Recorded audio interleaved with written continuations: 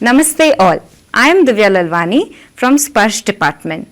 It's a great pleasure for me to introduce our speaker, Ms. Ranjita Jerikal, a certified non-violent communication trainer. She has been in this field for over a decade and has worked with individuals and groups to build collaborative communication, self-compassion, and empathy skills. She has recently conducted a series of workshops for the teachers of Suchitra. Over to Ms. Tanvi and Ms. Ranjita for further discussion. Namaste. I am Tanvi from Sparsh. Welcome, Ms. Ranjita. It's a great pleasure to have you. To begin with, what is nonviolent communication? Yeah, nonviolent communication is a framework that was developed by American psychologist Marshall Rosenberg. And it's a framework that helps us build more empathy for ourselves and others at two levels. First, at the level of language, we learn what are the kind of words that we're using that actually lead to more connection and understanding. What are the kind of words that can actually take us farther away from each other when we're having conversations. And at the second, it's at a level of perspective, building a perspective of empathy, not just for ourselves, but others, so that we can have a better understanding of why we're doing what we're doing. Okay. So, what made you choose this path and how was your journey so far? Yeah. So, I stumbled across nonviolent communication, or should I say nonviolent communication found me when there was a workshop happening in my town.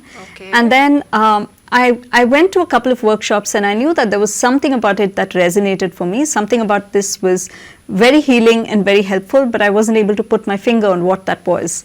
And then a couple of years later, I had a rough patch at work and I was having some trouble. And that's when I realized that, so many of the skills that I'd learned practicing nonviolent communication held me in such good stead during that time. So for example, being able to speak up for my needs, being able to say this is not okay and I need safety in the place that I work in. So all of these, I think I was able to realize how much of a capacity it had built in me to recognize what wasn't working, how I was able to speak up for it with understanding and with empathy for myself and for the other person who was involved. And also, I think it just gave me a confidence to say I can speak up about things when they're not working. And at that point, I decided this is maybe the work that I want to be doing going forward. Wow, I must say, must be a very amazing to come so far. So the workshop majorly focuses on conflicts and how can we address it. So could you speak a little more about that? Yeah. I think many of us, we learn that there are two ways of addressing conflict. One is that we avoid it and hope that it goes away, but actually it doesn't when we do that. And the second is when we go all out and think that I need to go out there, I need to compete on this in this context and I need to win this debate. And there can actually be a middle path. There can be a way in which we can speak about whatever is happening, in which we can handle conflict in a way that has care for both me and for the other person involved. I think the challenges many of us, because of how we've seen conflict handled in our relationships, in our society, in the places that we're in, we start believing that conflict is bad. But conflict is natural. It's bound to occur whenever there's two human beings or more than that, because no human beings are alike. It's likely that we'll disagree or have a difference of opinion on something or the other. So it's going to crop up whether we like it or not. What we can do is actually start building skills so that we can actually talk about it without it being who is the problem or who is right and wrong, but we can look at conflict as how can we be on the same team and how can we try to resolve this problem together. And I think that's a huge shift in how many of us see conflict. Absolutely. So in accordance to what you said, people usually forget the difference between responding and reacting. So what's your say about it? Yeah. So when we're in conflict, it's very easy to get into reactive mode because we're in conflict because something matters to us, emotions are running high. And from that place, it can be very easy to do or say something without taking a pause.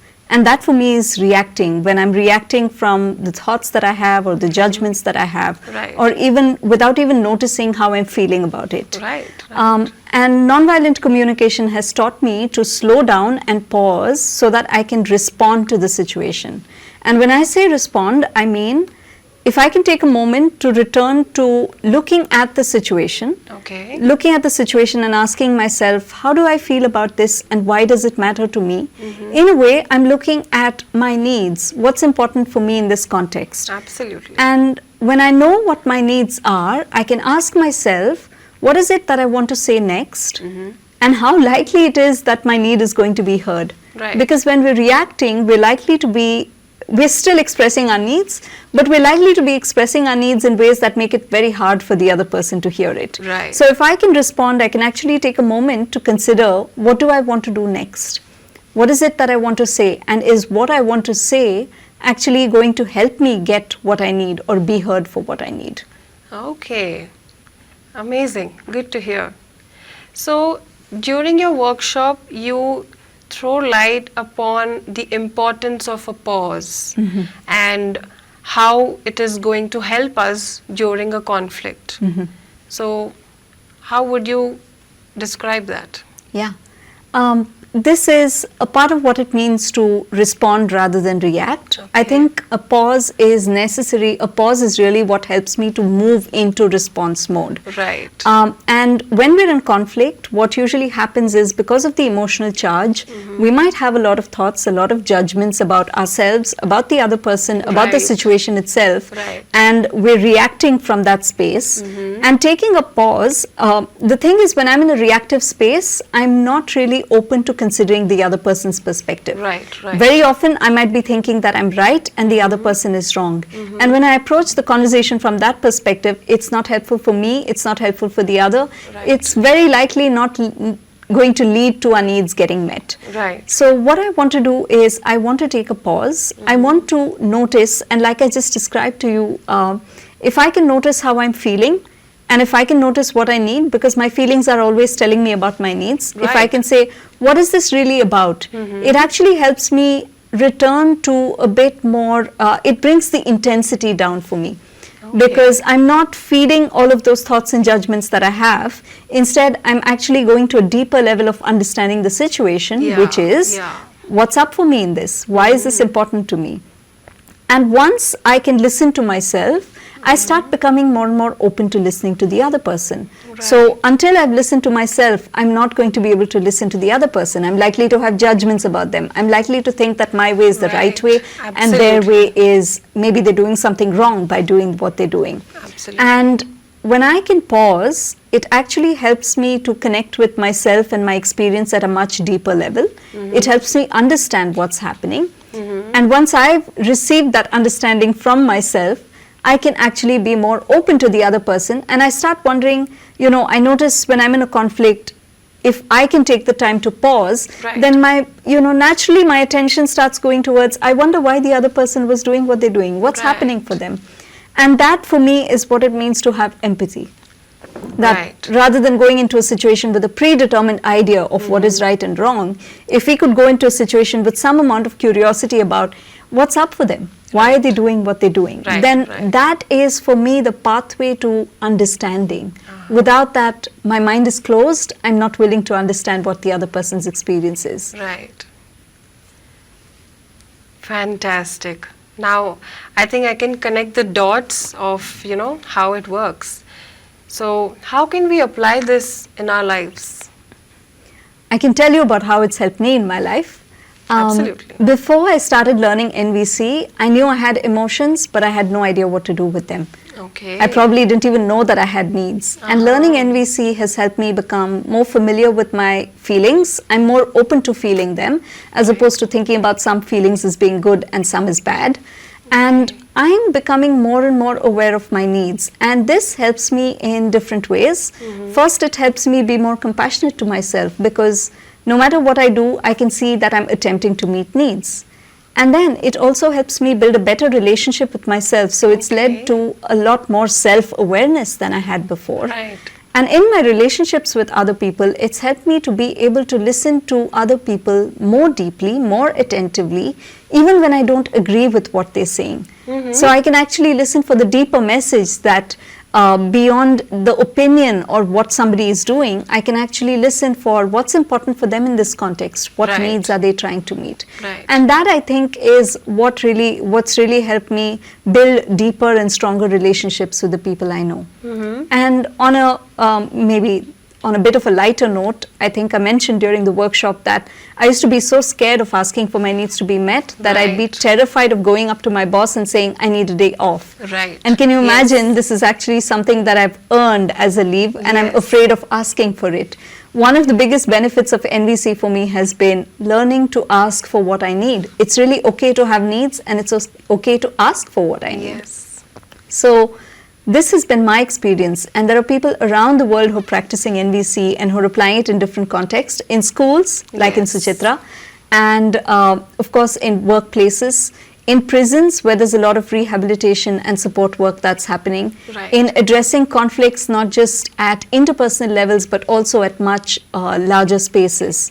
So there's a lot of scope, and I believe that every human being's life can be enriched by getting to know more about their own needs and learning how we can communicate at that level. It's good to hear that so many people have started applying NVC in their lives and they're really happy about it. Yeah. So you've been in the workshop this week. You've been assisting me in the workshop all of this week. How has that experience been for you? So what I have learned from this workshop is that generally people tend to forget to focus on their needs, and how it is important to focus on what you really want, and also how to take a pause sometimes. So I have learned, and I am taking that away, and I am going to imply it, is that I am going to start focusing on my needs and also focus on others' needs. Take a pause sometimes, stop if required, and always keep, growing and understanding where I am coming from and where the other person is coming from. So I would like to really thank you for this fruitful session. It has really been an eye-opener, majorly because, like I said, we forget to focus on us and from where the other person is coming from. So this was really required. Thank you. Thank you for inviting me, and I wish you and the other Suchitrans all the very best as you start practicing what you've learnt in our workshop. Namaste. Thank you, Ms. Ranjita, for enlightening us with the framework of providing effective communication and connection both personally and professionally. NVC training has given us an opportunity to be heard deeply, to build a community of support, and to provide us with ease and confidence around preventing and resolving our conflicts. I'm sure the teachers are going to be more mindful in understanding their needs and also that of students. On behalf of Suchitra family, I would like to express my gratitude for you to take out your time and give us your knowledge and expertise. Thank you. Namaste.